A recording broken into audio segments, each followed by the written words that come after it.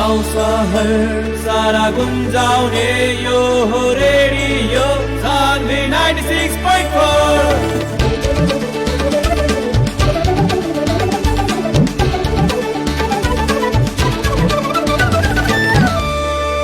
Radio Sandhi 96.4।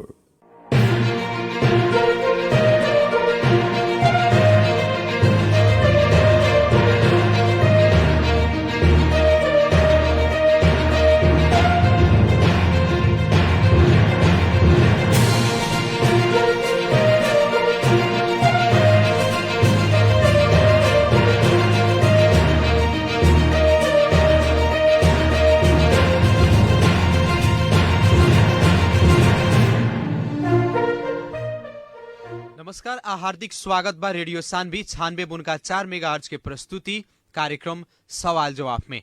कार्यक्रम सवाल जवाब के साथ उपस्थित हो चुकल बानी हम कार्यक्रम प्रस्तोता मुकलेश गदी। सीधा बात, प्रश्न विचार, आम जनता के प्रतिनिधिमूलक आवाज कार्यक्रम सवाल जवाब मार्फत देश के समसामयिक राजनीतिक घटनाक्रम, विकास निर्माण, शिक्षा, स्वास्थ्य, कृषि, रोजगारी लगायत आम जनता से सरोकार राखे वाला हरेक समय सांदर्भिक विषय पर बहस और छलफल करनी सन। सवाल जवाब के बहस और छलफल खास करके स्थानीय तह के निर्वाचन से हमने के लक्षित रह के बहस के आगाड़ी बढ़ा रहल बानी सन। संबंधित स्थानीय तह के जे भी उम्मीदवार लोग बाटे वो लोग से हमने के बहस और छलफल कर रहल बानी सन। एजेंडा के बारे में वहाँ लोग की उम्मीदवारी का है और देखल जाए तो बैसाख 30 गते होके वाला स्थानीय तह के निर्वाचन अब बहुत नजदीक आ गई बाटे और हरेक पार्टी और हरेक उम्मीदवार लोग पूर्ण रूप से चुनावी तैयारी में जुट चुकल बाटे। अभी के दौरान में देखल जाए तो रात्रि सभा, कोर्ट सभा, घर दैलो, जनता के घर घर में पहुंचे के एक एक जनता से भेंट करके उम्मीदवार लोग पूरा व्यस्त बाटे। आज हमनी के बात करें सन परसा के बिंदवासनी गांव पालिका में का अवस्था और वहां जनता समाजवादी पार्टी के अवस्था का रहल बाटे, एकरा विषय में बातचीत करें सन। और हमनी के खास करके आज के सवाल जवाब के बहस और छलफल में सहभागी करी ले सन जनता समाजवादी पार्टी बिंदवासनी गांव पालिका इकाई कमेटी के अध्यक्ष रमेश सातेली जी के, वहां के वार्ड नंबर 4 के वार्ड अध्यक्ष के उम्मीदवार भी बानी। वहां के एजेंडा सब का बाटे, वहां के उम्मीदवारी का है, चुनावी तैयारी कौना ढंग से चल रहा बाटे लगायत विभिन्न विषय पर आज बहस और छलफल करें सन। और सबसे पहले कार्यक्रम सवाल जवाब के आज के बहस में स्वागत करे के चाहे रमेश सातेली जी के। रमेश जी, स्वागत बा कार्यक्रम सवाल जवाब में जी। धन्यवाद बा हमार सर। का हो रहल बाटे? काफी होता है चुनावी प्रचार प्रसार में लागल बनी सन, चुनावी दौड़ में खुद बनी सन। चुनाव कितना के लागल बाटे? चुनाव तो बहुत लागल बा सर, पूर्ण रूप से चुनाव लागल बाटे, एकदम एकदम पूर्ण रूप से चुनाव अब तो हलचल बाटे। अब जैसे कि हम बात करें के चाहे पहले अपने बिंदवासनी गांव पालिका जसपा के इकाई कमेटी अध्यक्ष भी बानी। जी जी जी। का अवस्था बाटे अपने के पालिका में? जी, हमारी पालिका का बहुत स्ट्रॉन्ग अवस्था बा। हमने चुनाव सब जीतल सन, पूरा सातु के सातु सेट जीतल सन। ओकरा बाद में हमने के सदस्य पूर्ण रूप से जीतल सन। हमने लगनशीलता, हमने कार्यक्रम बहुत बढ़िया से बाटे। हमने पहले हमने मेयर सब जीतल तो विकास भी बढ़िया से कइले बानी। हमने के एगो बोले कहीं पॉइंट भी बाटे जहां हमने सब कुछ बढ़िया कइले बानी सन। आया बार फिर जिताई लगी, हमने बढ़िया काम करब सन। अब रहल बात की अभी देखल जाए तो हर एक पार्टी के चाहे नेपाली कांग्रेस हो, नेकपा एमाले होके, हर पार्टी अभी घर दैलो कार्यक्रम में जा रहल बाटे, जनता से एक एक जनता से भेंट कर रहल बाटे। अपने लगन भी जा रहल बानी, अपने लगन के जनता का कह रहल बाटे? हमनी के जनता कथी हमनी तो पहले काम कइले बानी, काम देखैले बानी सन। ओकरा बाद में कुछ लोग प्रलोभन के हिसाब से कुछ लोग पैसा के चल खेल करता, मगर जनता पैसा बिकाए वाला नहीं है। जनता सब एकदम हिसाब किताब करी या मतलब संयम के परिणाम दी, मतलब ये चुनाव नतीजा हमनी के एकदम 100 में जीतल सन। यानी कि विगत के 2074 साल में जो स्थानीय तह के निर्वाचन भइल, अपने ही के पार्टी से वहाँ के गांव पालिका अध्यक्ष भी जीतल रहनी। वहाँ के 4.5 वर्ष के दौरान में विकास कैसन कहीं जनता का कह रहल बाटे? विकास के तो इतना ज्यादा कर रहे हैं। 14 गो स्थानीय तह जन पढ़ा जिला में बानू, सबसे नंबर 1 विकास करे वाला पालिका हमारे के बिंदवासनी गाँव पालिका बा। जौन की यहाँ रोड नाला से लेके लगाए तो हर एक चीज में विकास हुई बाटे, पूर्ण हिसाब से विकास हुई बा। और जौन बड़ बगबे तो हमने जीत के जान विकास करे हमने के ये हमने के आशा बाटे।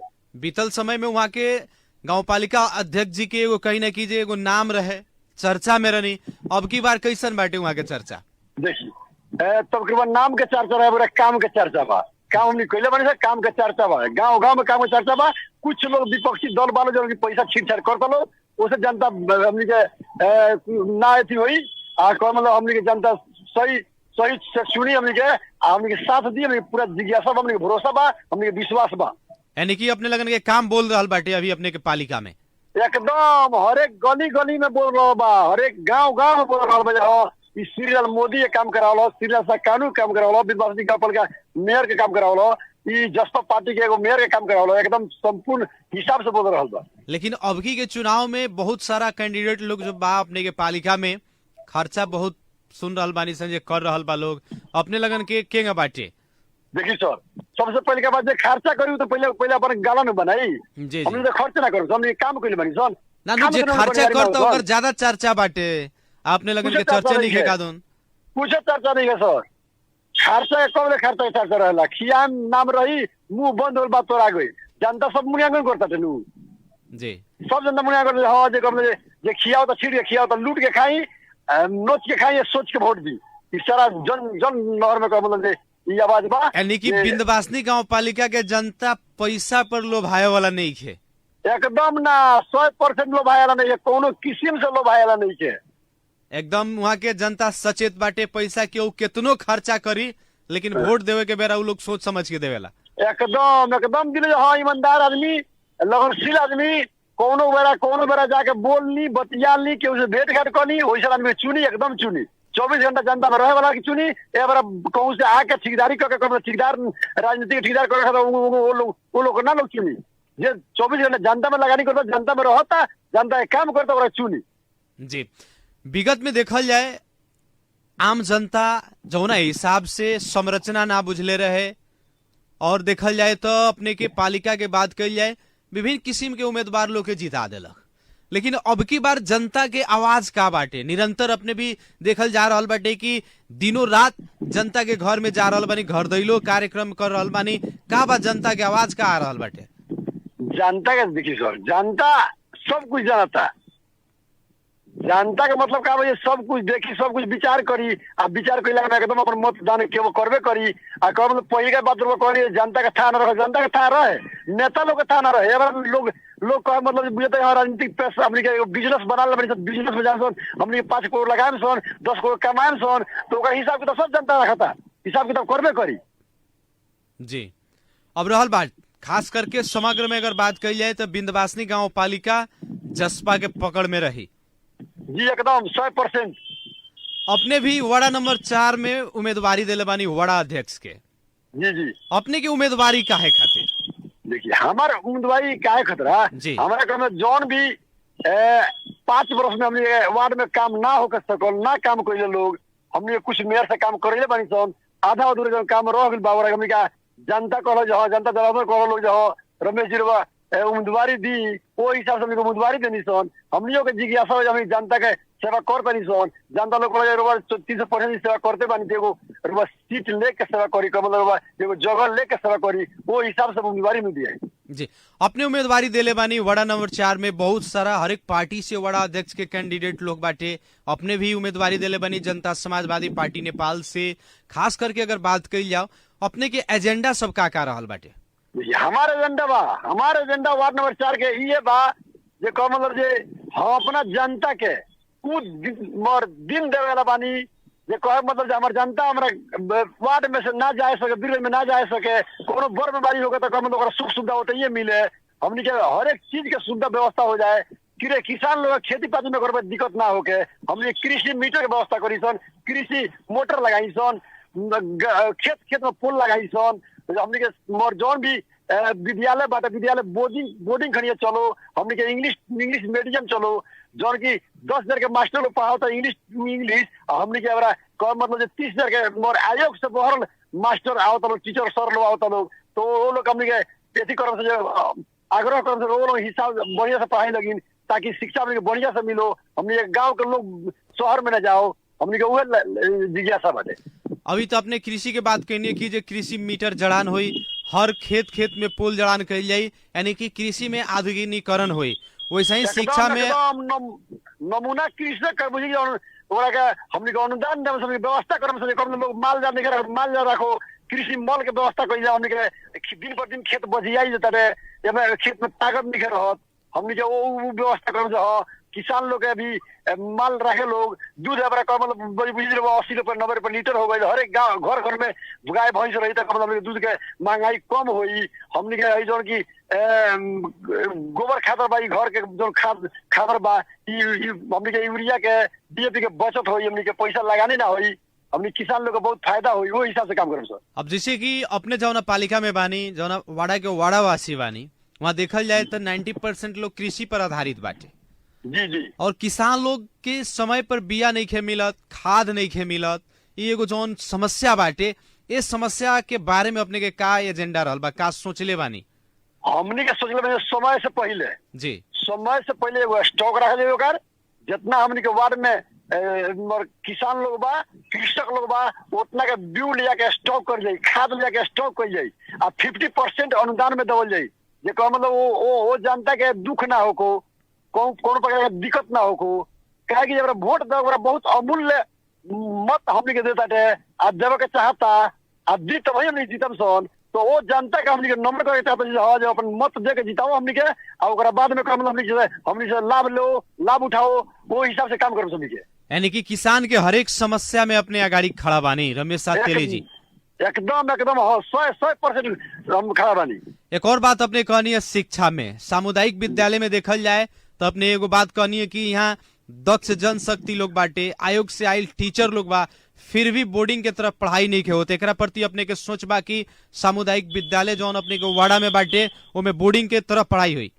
एकदम सर सुनी सबसे पहले बात कर हम लोग के सम्मान देम तो हमारे इज्जत का ज्ञान देवे करें जी बनू कि कहीं ना कहीं स्कूल में राजनीति के खेती हो गई बा जे जीत के आवता उ चाहते हम हमार धाक धमकी चलो हम कुछ करी तो वो चलो और बाद में स्कूल के मास्टर हमारे बात मानो लोग हमारे चपलासी में रहो लोग वो थोड़ी हो सकता जी जे पढ़ के आयोग से सरकार भेजले बाबू अपन काम करी हमने को काम में सहजता देवल मतलब सहानुभूति देवल जाम और हमने के सर लोग बधाई देवल जाम समय समय पर वहाँ से प्रोत्साहन कर हाँ अच्छा पढ़ाई होता तब वहाँ सबके मन लगी जी। जी देखल जाए अपने के वार्ड में खास करके वार्डा नंबर 4 में कई गो स्कूल बड़ा सन? जी हमारा वार्ड नंबर 4 में 2 गो स्कूल बड़ा सन। 2 गो स्कूल बाटे और वहाँ वार्ड के जौन अपने के स्कूल बाटे वो स्कूल के भौतिक संरचना सब कैसा रहल बाटे ओकरा बारे में का सोचले बानी? देखिए सबसे पहले बात सर जौन भी स्कूल बड़ा सन जी तो अभी का मतलब जौन मधुबल में बाटे श्री नेरा प्राथमिक विद्यालय जी ओकर जौन भौतिक संरचना तो बहुत बढ़िया बाटे काजे स्ट्रांग बा हमनी के ओकरा के मेयर सबसे लिया के व्यवस्था करे कोनो हिसाब से हमनी के बहुत बढ़िया से बना देबे छै बनु। ओकरा बाद में हमनी के अमरपट्टी जौन स्कूल बाटे ओकर तनी जीर्ण अवस्था में बाटे ओकरा पर ध्यान देब सन ओकरा बढ़ाएम से बढ़िया से ओकर व्यवस्थित करब सन ताकि लड़का लोग के दिक्कत ना हो को वो हिसाब से पूरा काम करब सन। यानी कि शिक्षा भी अपने के प्रमुख प्राथमिकता में रहल बाटे वार्ड नंबर 4 के जनता खातिर? जी स्वास्थ्य शिक्षा कृषि ये सब हमने के अमूल्य चीज बा हमने के एकदम ऊपर ध्यान देब सन जी। नेता काम हुआ हो जनता के सेवा करके जीत के कोई नहीं मतलब कोई झांकी ना पड़नी काम ना कोई तो नेता काम ना नेत्रहीन के काम हो। असली नेता हुए है जे जीतला के बाद भी या चाहे हारला के बाद भी जनता के साथ में बाटे एकदम 365 दिन सर अभी तक भी हमने किला खुटा हलाओ जानी सर अभी तक झगड़ा लोग फरियाओ जानी सर जीतल जनप्रतिनिधि कोई ना होला हमने को। लेकिन एक और बात बाटे रमेश जी जैसे कि आजकल बहुत लोग बीरगंजिया नेता हो गए बा बीरगंज से चलाओ तो वार्ड चाहे गाँव पालिका के नेता बनता अपने बीरगंज रहनी के गाँव में रहनी? देखिए सर हम 365 दिन गाँव में रहनी हमारे लड़का लोग बा सगान लोग पढ़ता लोग बीरगंज में पढ़ता लोग स्कूल से पढ़ के पहले बीरगंज में पढ़ता लोग चाहे 10 क्लास 9 क्लास 11 क्लास में पढ़ता लोग तो हमने के बच्चा जो बात बीरगंज पढ़ला हमने के 365 दिन 24 आवर्स हमने के गाँव बानी सर हर एक लोग के दुख सुख में काम होते हैं हॉस्पिटल से लेके कोनो भी दिक्कत आवेला लोग कहला हमने के जानी सन तो हम हाजिर रहनी सन देश से बनी जान से बनी ज्योति से होकर तभी हाजिर रहनी सन ये काम करनी सर। यानी कि सक्रिय रूप में अपना वाड़ा के जनता के सेवा में समर्पित बानी हरदम अपने जनता के सहयोग और कहीं ना कहीं जहाँ भी वो लोग के आवश्यकता पड़ेला वहाँ अपने के सहयोग रहेला। एकदम 100% हरदम एनी टाइम। जी, अब अपने के तो कृषि के भी बहुत बड़ा बढ़िया एजेंडा रखले बानी, शिक्षा में भी बात कही, बहुत बड़ा एजेंडा बढ़िया बाटे अपने के। स्वास्थ्य पर हम थोड़ा चर्चा करे के चाहेम, काहे कि देखल जाओ स्वास्थ्य ही बहुत बड़का धन है, स्वस्थ बानी तो सब कुछ बाटे। अपने अपना वारावासी के स्वास्थ्य के खातिर स्वास्थ्य के सेक्टर में का एजेंडा रखले बानी, का लक्ष्य रख? स्वास्थ्य के सेक्टर में हमने तो बड़का बड़का प्रधानमंत्री खातिर भाषण ना कर सके कि जो हमारा पालिका के बजट में वही हिसाब से काम करे, मोरवार के जो बजट में तो वही हिसाब से काम करे। जी जी, हमनी के हमारे सबसे पहले का प्राथमिकता वजह हमनी के बर्थिंग सेंटर बनाए सन। बर्थिंग सेंटर पर क्यों भी रसी वाला लोग गर्भवती महिला के बिगड़ ना जाए पड़ी, ओकरा बाद में एम्बुलेंस सेवा सुविधा बनी फ्री रखे सन, निःशुल्क दवाई जो औषधि में तो सही समय पर सही प्रयोग हुई, सही दवाई किन के आई। ई ना जब जोन दवाई कामे नहीं है तो दवाई किनाई आएंगे रिजेक्ट होगी बिगा जाई। हमनी के जोन काम लगे बा दवाई हुए दवाई आई और जनता में जाई, जोन दुख बा हुए दुख के दवाई आई जनता में जाई, जनता के हर एक घर घर में जाई। आ कह मतलब हमनी के हर एक महीना में घूम के हम देख मतलब हमार जनता कैसन बा क्या बा का बा ओकर ओकर जनता हमनी के चुनता तो बुझी हमनी के फर्क नहीं तो बनते हर एक दुख सुख में सगर रहे के, हर एक बड़ बीमारी में सगर रहे के, हर एक चीज में शामिल रहे के, ये काम बा के। जी, और देखल जाए खास करके अपने के पालिका में भी एम्बुलेंस के सेवा बाटे। एम्बुलेंस अपने के पालिका के चाहे अपने के वाड़ा के जो जनता बाटे ओकरा खातिर बहुत सारा वाड़ा अध्यक्ष लोग चाहे बहुत सारा गांव पालिका अध्यक्ष लोग कह रहल बाटे कि जे हमनी के एम्बुलेंस सेवा फ्री कराएम सन, ए पर अपने के सोच बाकी ना बा? जी ना, सुनी हमनी के जो गांव पालिका के जो एम्बुलेंस ओकरा हमनी के कोनो बात नहीं है, वो अपना हक में रख के का करे बना कर वो जानता ठीक है। हमरा वार्ड में स्पेशल 4 नंबर वार्ड में विंध्यवासिनी गांव के 4 नंबर वार्ड में एम्बुलेंस रही, ड्राइवर होता ही रही, वार्ड कार्यालय में रही, 24 घंटा 24 आवर्स हर दम काम लगी। तो मतलब हर एक आदमी के लेके जाए के बा ओकर तेल के सुविधा हम मिलाए, हमनी के मिलाए सन। ओकरा बाद में मतलब फ्री में जनता जाई, फ्री में जाई दवाई करा के अपना घर जाई। वाड़ा में दवाई मिली कि ना मिली? एकदम दवा वाड़ा में ना मिली, लोग घर घर में मिली। जौन डॉक्टर लोग महीना खाता लोग तलब खाता लोग वो लोग तो कम से कम महीना में जाके घूमे के पड़ल लू, गाँव में घूमे के पड़ल लू, काम में जाके टेबुल लगा दी आ गाँव के लोग बोला वोट मांगे हर एक दुआरी पे जाए आ काम करो दुआरी पे ना जाए हम ई कहा के नहीं सर। अभी देखल जाता कि चुनाव के बेरा बहुत लंबा लंबा भाषण देवला लोग नेता लोग, लेकिन चुनाव बीत जाला सारा भाषण खत्म हो जाला। ए सर हमरा कब सुनी सबसे सही पहचान नेता लोग जिताएम तो सही काम होइबे करी। अगर वो ठेकेदार के जिताएम जौन की बहुरूपिया लोग लड़ता थे ओकरा जिताएम तो का विकास करी जी, वो तो जनता में रल ही नहीं कर रहा तो का बुझे तो बुझे हम 2 करोड़ 4 करोड़ लगानी कोई नहीं, हमरा फायदा हो गई, हम बिजनेस व्यापार कैले बानी फिर कमाल ली ओकर बाद में लोग जिताई कि ना जिताई वो तो बात के चैप्टर बा। मगर सही असल इंसान के जिताएम, असल राजनीतिकर्ता के जिताएम, असल समाज सेवी के जिताएम एकदम ही बुझबे करी ई बूंदा पर टाइट रही।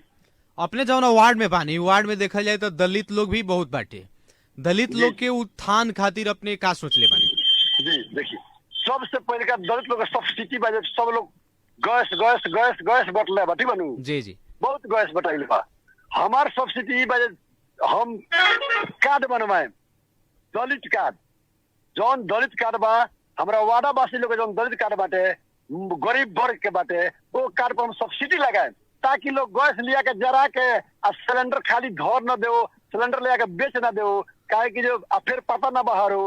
बड़ा गैस बटाइल बा अपने ही के पालिका में एकदम बटाइल बा सर, वही कितना बटाइल बा बोले के बाद में लोग का करबा गैस जला के आ खाली धो के धो देबा, काहे 1600 में गैस मिलता 1700 में गैस मिलता रे आदमी सकत नहीं के पता बाहर था लोग तो हम ऊपर सब्सिडी लगाए जे कम से कम जे गरीब बा जे बुझी जाए एक बाबू तो अपना किन के जरा सकता नु, जे गरीब बा ओकरा देले बानी हम तो ओकरा यूज करे के पड़लू, यूज कराओ के पड़लू। अभी के हमनी के निर्वाचन प्रणाली के बात कही जाओ, अपने कहनी है कि जे अगर वड़ावासी लोग अगर खास करके जे जनता के सेवा में अहोरात्र खटल नेता लोग बाटे ओकरा के यदि जितावत तो विकास होई, लेकिन जे राजनीति में आइल बाटे बिजनेस बना लेले बाटे बाहर रहता चुनाव होता वो बेर आके टिकट लेके चुनाव लड़ता वैसन आदमी जीती तो विकास ना हो। लेकिन अभी के चुनाव प्रणाली देखल जब इतना ना महंगा हो गई बा, खर्चीला हो गई बाटे, जैसे अपने जैसन साधारण नेता लोग का चुनाव लड़ सकता। जी देखिए एकदम लड़ सकता है, 100% लड़ सकता, जनता मूल्यांकन करबे करी। पैसा बिना लगावे खर्चा के लगाई, रमेश जी बिना खर्चा के चर्चा होके वाला बा आजकल। एकदम होई, सही जनता चुनी, सही हिसाब करी, बिना खर्चा के चर्चा होई, तब जाके विकास होई, और तब जाके जनता से नेता से पूछ सकते हैं जे हई काम ना भइल, हऊ काम ना भइल। काहे जे हमनी के जब सेवा करते हैं जनता के, तो पैसा कहाँ से आई सर? जी जी हमने जनता में 24 घंटा समय लगाने के लिए बनी का सर। 4 नंबर वाड़ा के जनता उतना ईमानदार बाटे कि पैसा पर ना बेचाई, अपने के बिना पैसा के अपने के जौन जनता में लगानी बा ऊपर अपने के साथ और समर्थन दी। एकदम 100% आशा बा सर, एकदम हमारे जनता 4 नंबर वार्ड के वाडावासी लोग बा, हमारा आवाज और सुनत हुई लोग, तो हम ये आग्रह करते हैं जो हवा जो मतलब जे उ लोग ईमानदार बा लोग, एकदम ईमानदारी से वोट दी लोग, आ एकदम सही आदमी के चुनी लोग। जी अब जैसे कि अपने के वार्ड में देखल जाए तो नेपाली कांग्रेस से भी वार्ड अध्यक्ष के उम्मीदवार बालो, वैसे ही अपने के नेकपा एमाले से, लोकतांत्रिक समाजवादी पार्टी से, अपने के सुशासन पार्टी से, हर एक पार्टी के उम्मीदवार लोग बाटे, हर एक पार्टी के वार्ड अध्यक्ष लोग बाटे। सारा लोग के रहते हुए भी रमेश सा तेली जी के वार्ड नंबर 4 के जनता काहे वोट दी?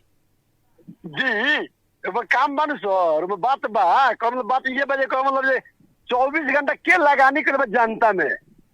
हमने के 9 बजे थोड़ी उठे नहीं सर, 10 बजे थोड़ी उठे नहीं सर, 8 बजे थोड़ी उठे नहीं सर, हमने के 5 बजे उठे नहीं सर, 11 बजे रात के सुते नहीं सर।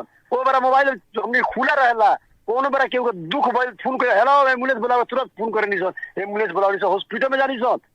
तो जरा आदमी के सही व्यवस्थापन ना होला तब सब हटे नहीं सर, वही सब जनता चुनबे करी ना, चुने सवाल थोड़ी बा। जी यानी कि अपने के जौन जनता में लगानी बाटे वो जनता में कई लगानी खातिर अपने आज उम्मीदवारी दिले बानी और अपने पूर्ण विश्वस्त बानी कि वार्ड नंबर 4 के जनता अपने के अबकी बार के निर्वाचन में अपने के सपोर्ट करी और अपन मतदान करी। एकदम 100% सर, हम एकदम दुख बानी जे कमल हमारे जनता में सपोर्ट करबे करी। हमनी के हम काज हमनी के वो हिसाब से काम क्रिया बा, प्रक्रिया बा, काम कइले बानी सर, लगनशीलता बा, वो हिसाब से कमल हमनी के भरोसा बा, हमनी जनता चुनबे करी, जनता करबे तो उम्मीदवारी दिले बानी सर, वो हिसाब से हमनी के। यानी कि अपने के जौन उम्मीदवारी बाटे वार्ड नंबर 4 के जनता के विकास खातिर, जनता के सम्मान के खातिर अपने के उम्मीदवारी बाटे। एकदम और अपने पूर्ण विश्वस्त बानी कि अपने के जनता अब की बार अपने के सपोर्ट करी। एकदम सही बात सर, एकदम सपोर्ट करबे करी। अभी देखल जाए जितने दिन नियर आता उतने चुनाव और गर्माता। एगो तो बैसाख के गर्मी कहीं, दूसरे में चुनाव के गर्मी, दोनों साथे साथ जा रहा बाटे। कितना के अपने प्रतिस्पर्धा देख रहा बानी अब किरवा के चुनाव में, काहे कि विगत के चुनाव में अपने प्रत्यक्ष रूप से सहभागी रहनी निर्वाचन में, अब की बार खुदे उम्मीदवार बन के सहभागी बानी। कंपटीशन कितना के देख रहा बानी? सर कंपटीशन का देखा जाए सर, विगत के चुनाव में क्योंकि था ना रहे, नया नया संरचना रहे जी, लोग था ना रहे जो कहे मतलब कि हैंग के व्यवस्था बा, इतना इतना बजट बा। अब तो कहे मतलब बिजनेसिया लोग ढुकल बा सर, बिजनेस करला ढुकल बा, ये 5 लाख खर्चा, 5 करोड़ खर्चा करो तो 10 करोड़ कमाए, तो वैसा लोग कमाई तो ठेकेदार लोग थोड़ी चीनी। यानी कि गांव घर में वो कहावत बाटे कि मीटर वाला पर बंसी वाला भारी पड़ गई बा। एकदम भारी ना पड़ी मीटर वाला बंसी वाला भारी कबो ना पड़ी। रहल सवाल ताकि सनी फ्यूज उड़ाई है ना, करी हिलाई है ना, करी उड़ाई ताकि डिस्टर्ब तो जरूर होई। जी जी, यानी कि प्रतिस्पर्धा नहीं खे का कहे के चाहे हम अपने अपना वाड़ावासी लोग से? अपना वाड़ावासी लोग सबसे पहले हम नमस्कार करे चाहे, सब लोग नमन करे चाहे। हाँ हमरा के चुनी लगिन, एक सादा सिपाही बन के देखाए, चौकीदार बन के देखाए, हम जनता में जौन कोई ना भइल के देखाए, हमारे जनता के हर एक चीज के व्यवस्था हम अपना वार्ड में करें, वार्ड के हिसाब से जुड़े, हम हर एक जनता से जुड़े, हम बिना पैसा के बिना खर्चा के हमरा के जिताई लगिन आ कहे मतलब हम एकदम सेवा करबे करें। जे कम लोग पैसा लगानी करी, पैसा का बेनिफिट कमाए के व्यवस्था करी, वो अपन बिजनेस व्यापार करता, वो हिसाब से मत जाई नहीं पर हमरा के एकदम अपन अमूल्य मत दे के जिताई लगी, अपन अमूल्य वोट दे के जिताई लगी। ये विनती बा हमार जे मतलब सब लोग से हम प्रणाम करे चाहे, हम नमस्कार करे चाहे। यानी कि खर्चा और उम्मीदवार लोग के एक तरफ, अपने के जौन सादगी बाटे चाहे अपने के जनता में जौन लगानी बाटे वो एक तरफ। एकदम हमने का हौसला वही हिसाब से बुलंद बा। चलिए बहुत बहुत अपने के धन्यवाद देवे के चाहे। चुनावी मैदान में बानी, इतना व्यवस्था के बावजूद भी कार्यक्रम सवाल जवाब के खातिर अपन समय देनी। लो सर, अपने लोग हम धन्यवाद दोगे चाहे कम से कम अपने रेडियो के माध्यम से इतना जनता लोग हमारे आवाज को सुनाई नहीं, आवाज के पहुंचाई नहीं, ये खतरा बहुत बहुत धन्यवाद दोगे चाहे जी। धन्यवाद रमेश जी, और अपने के बधाई भी बा, साथ ही साथ शुभकामना भी बाटे। Thank you sir, thank you जी नमस्कार। आदरणीय जन समुदाय, कार्यक्रम सवाल जवाब के आज के बहस और छलफल बैसाख 30 गते होखे वाला स्थानीय तह के निर्वाचन से लक्षित रह के हमनी के बहस के आगाड़ी बढ़ा रहल बनी सन। बैसाख 30 गते उ ऐसन दिन जौन अपने के एक दिन के निर्णय 5 साल खातिर अपने के हरेक गतिविधि चाहे अपने के हरेक हक अधिकार के सुनिश्चित करेला। बैसाख 30 गते कितना कैंडिडेट लोग के कहीं ना कहीं भाग लिखाई और कितना कैंडिडेट लोग के भाग हाथ से ओकर मेटावल जाए, ओकरा तकदीर से मेटावल जाए। लेकिन जे जनता में लगानी कैले बाटे, जे जनता के सहयोग कैले बा, जनता के खातिर अहोरात्र खटल बाटे, उ हौसला ओकर बुलंद बाटे। काहे कि स्थानीय तह के निर्वाचन पार्टी से भी ज्यादा व्यक्तिगत छाप पर लोग प्रभावित होला।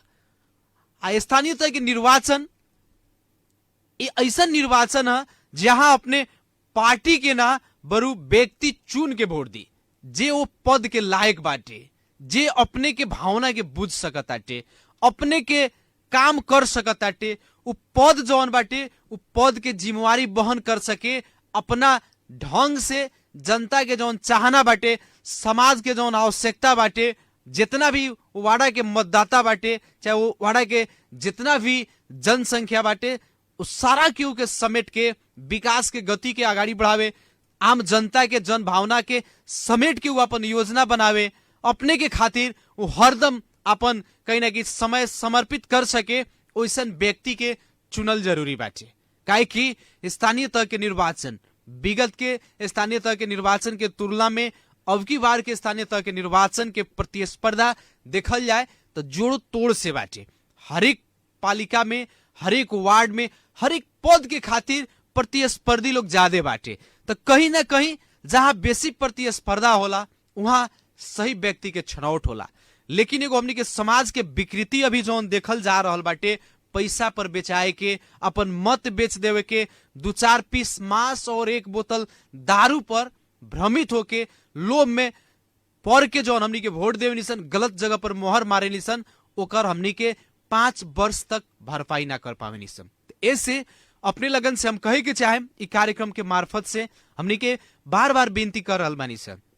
जब से स्थानीय तह के निर्वाचन के मिति घोषणा भइल और हमनी के चुनावी गतिविधि समेट करके चुनावी बहस चलनी सन, चुनावी सवाल जवाब करनी सन, जितना भी उम्मीदवार लोग से बाटे, हमनी के अपने लगन से एक ही बात कहनी सन कि सही समय पर सही व्यक्ति के सही जगह पर यदि पहुंचावत मानी तो जरूर विकास होई, जरूर अपने के सम्मान मिले, जरूर अपने के जन जन चाहना बाटे, अपने के जन जन भावना बाटे, वो बमोजिम काम सब हुई सन। बहुत सारा सुनिए सन कि स्थानीय सरकार आयल, भ्रष्टाचार बढ़ गई।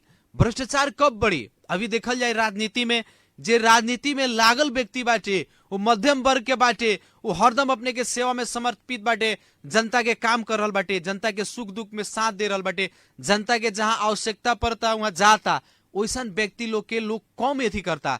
लेकिन जेकरा पास पैसा बाटे, पैसा खर्च करता, दारू मांस खियावत बाटे, वोट के बेरा अपने के नोट दिखावता, वोट के अपने के मोल लगा देता, वैसन व्यक्ति के चास बास देखल जाए तो बढ़ते जा रहल बाटे। तो कहीं ना कहीं ये हमनी के समाज के खातिर खराब संकेत बाटे। ऐसे हमनी के समाज के विकास करे के खातिर और सही विकास के खातिर, भ्रष्टाचार के हटाओ के खातिर, जब तक स्थानीय तह के निर्वाचन में चाहे कोनो भी निर्वाचन में यदि शुद्ध व्यक्ति चाहे शुद्ध नेता के अपने छनौट ना करें, तब तक कि जितना भी राजनीतिक विकृति बा ये हटे वाला नहीं है। ऐसे अपने लगन के पास मौका आ चुकल बाटे, ऐसे ही मौका गंवाई मत, और किरवा सही व्यक्ति पर मोहर लगाई, सही व्यक्ति के छनौट करी, यह कहे के चाहे सर। कार्यक्रम सवाल जवाब के आज के बहस और छलफल सुननी, एकराला अपने लोग के बहुत बहुत धन्यवाद देवे के चाहे।